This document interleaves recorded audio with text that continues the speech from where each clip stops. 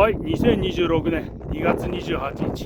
いやー、マルタの馬車に行き当たりました。よかったです。なかなかの難しい馬車で、朝方釣った友人たちは結構イージーだったらしいですけど、やっぱ午後だとなかなか難しいものがありますね。いやー、いよいよ26年も開幕です。ありがとうございます。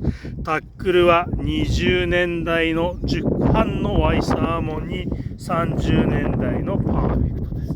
ありがとう。綺麗な筐体です。